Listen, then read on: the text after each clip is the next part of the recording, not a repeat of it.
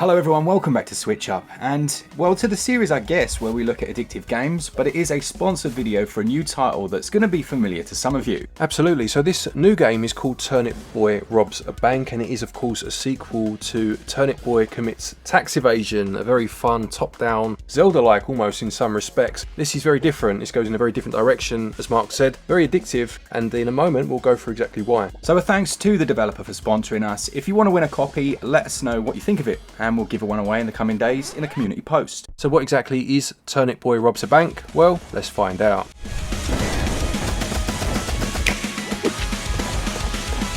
So in terms of story then, this game picks up right after the last game finishes, with Turnip Boy taking on the mayor of that game, who wasn't the nicest of people and caused him a bit of bother as the game went on. And after defeating him, you are approached by friends of your dad, as it turns out, who are, let's just say, they're involved in some underhand dealings, and they wonder if you want to get involved, and you end up being coerced into it, and you end up on a bank heist. Now, having played this, I did kind of wonder why it was filled with various individuals and groups. There's even like full-on cults living in there, and Glenn, you did say there was a reason, didn't you? Yeah, so basically, well, obviously we'll go through the mechanics in a minute, but in terms of the world, a lot of the characters that were in the first game have kind of moved into this bank now because of the way the first game ended, and because of your exploits there. So you'll meet a lot of familiar faces as you go along, and it does expand some of the lore, if you want to call it that, of the Turnip Boy. Well, I suppose it's becoming a bit of a series now, isn't it? Yeah, absolutely. So how does the gameplay work then? How do you get a roguelike within a bank? So basically, the game is made up of those bank jobs. You'll go on runs to the bank each time. You have,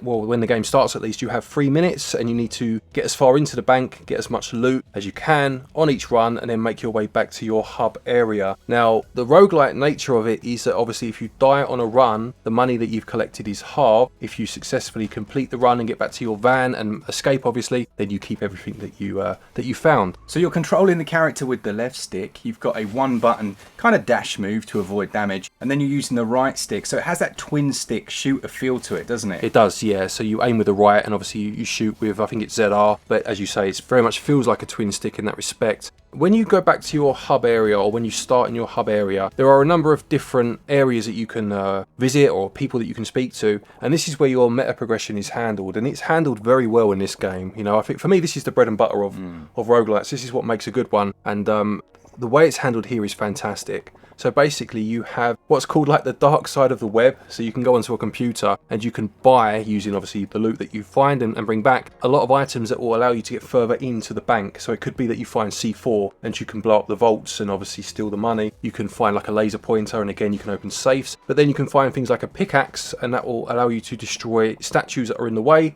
meaning that you can get further into the bank. So it has that idea of going on runs to get money, to find things that allow you to get further on. Yeah, definitely the bread and butter is the meta progression. I think for me, when I'm playing these games, I'm always looking at the weapons, how that's handled. So in terms of when I pick up a weapon, can I take that out of the stage? Yeah, again, it's handled very well in terms of the weapons. So if you find a weapon on a stage, when you defeat enemies, sometimes they'll drop them, and they're always quite crazy in their design, You can use it for the rest of that level. If you get back to your base successfully, you keep it. If you die within the level, you lose it.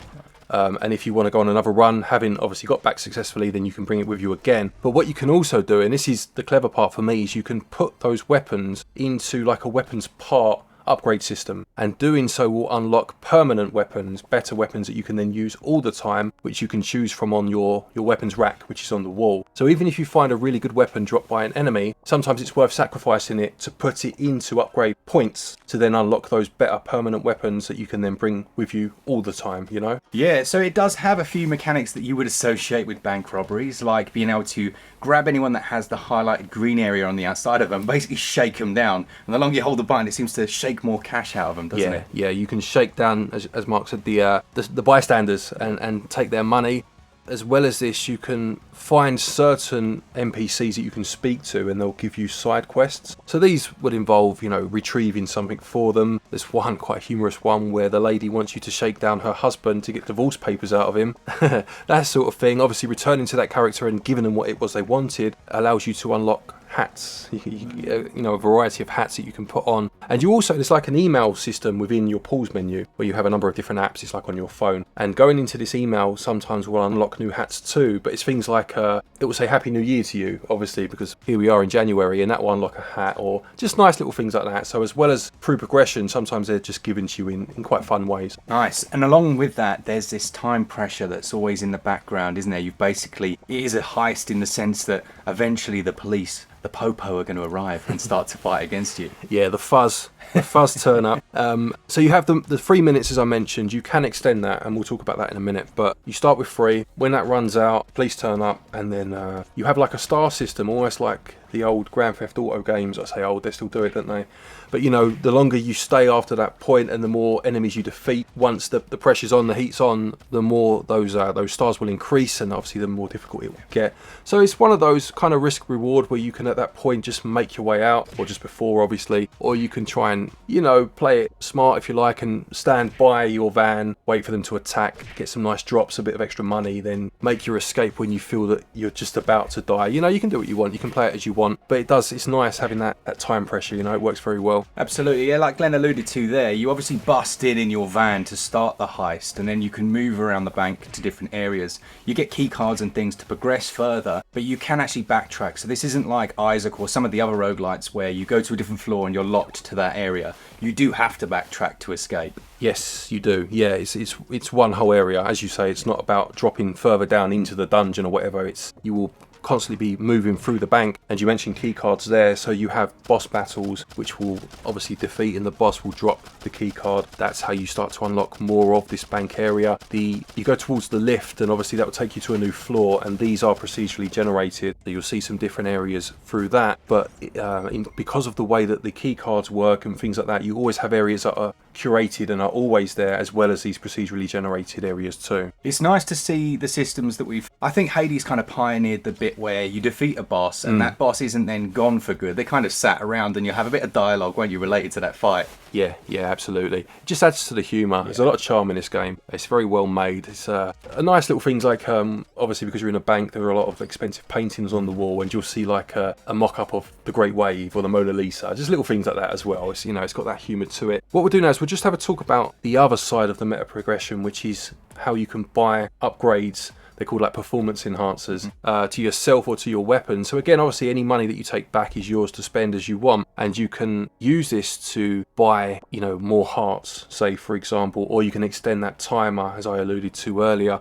or you can make sure that your bullets do more damage. Obviously once you buy one, the next one hikes up in price, so you can't just spam it straight away. And it is quite, again, you know, a very good way of doing it, because if you're failing on a boss, then obviously you want to go towards health or damage as opposed to time at that moment in time. But if you're wanting to get more money to, you know, to unlock something that you need story-wise to move further on, then it's all about having more time. And it's just, you know, it's a very clever way of doing it. It is nice as well, you might have said this, that you will take 50% of that money back, even if you lose, so you're constantly progressing. Yes, yeah, there's always something that you can get from a run. No run ever feels completely pointless. And as I think I said at the start, it is one of the best ways of meta progression I've seen. It's handled incredibly well. It's very user friendly, no matter how experienced you are with these sort of games, you know. And I really do enjoy this game, and it's nice to see as you move on the areas do start to change. It's not always a traditional bank, even if some of the footage may, you know, make it look like that. As you start to get those key cards and open up these new areas, it really does start to change the aesthetic. So onto visuals and performance then, as well as the sound. Well, generally it's running at 60 frames per second. I do think they do need to do a little bit of work in optimizing, don't they? There are certain shaders like the shadow effects which can bring the frame rate down ever so slightly when there's lots of bullets on the screen. Yeah, for sure. The shaders are quite noticeable because there'll be times where you need to turn off like lasers, you know, and as soon as you've switched them off, you can see the jump back up in terms of performance. So that would be nice to see that patched, and the bullets as you mentioned too. But yeah, a nice 60 for a good amount of it, to be fair. I mentioned the aesthetic just there, and it's a very colourful game, very wacky, very crazy, and it does start to change as you move on, and you do start to see there's like a cult called, how do I say it, the Shroominati? Have I said Shroominati. Shroominati. So yeah, just a few little jokes in there, and it's nice to see that it doesn't, although the setting is a bank, they got quite crazy with with it, you know. It really is a nice place to explore, and in terms of audio as well, it has a good soundtrack. It's very kind of quirky, obviously matches the visuals, and it's changing often as well. You don't hear that same loop over and over. Yeah, it does change, and it's quite high octane. You know, you do feel the pressure as the police start turning up and whatnot, and it does unlock tunes as you play that you can then play in like a music player app, again in that phone in the pause menu. Okay, so Turnip Boy Robs a Bank retails at £13.49 or your regional equivalent. There is a 10% discount, taking it down to £12.14 until January the 31st, which for me is a very good price. It puts it right in, well, actually a little lower than a lot of his competitors. Yeah, it's very competitively priced, and again, as long as you have the stamina for roguelites, they are an acquired taste to some people, but the fact this one does have quite a heavy emphasis on story. There is a clear progression there, not just meta progression, a clear progression in terms of what you're doing and moving through the bank. This is that's a good price. Yeah. That's a good price for sure. So that's it. That's everything you need to know about Turnip Boy Robs a Bank. A very good game. A lot of fun, actually. I've been really enjoying this one. Thank you again to the publishing team for sponsoring this video. I hope you've enjoyed it. And again, if you want to win a copy, just put down below your favourite roguelite on the Switch. Lovely stuff. Nice one. Thanks to our Patreons and our members, all of you that enjoy the content. And as always, for all things Switch all the time, keep it Switch up. Cheers, guys. See ya!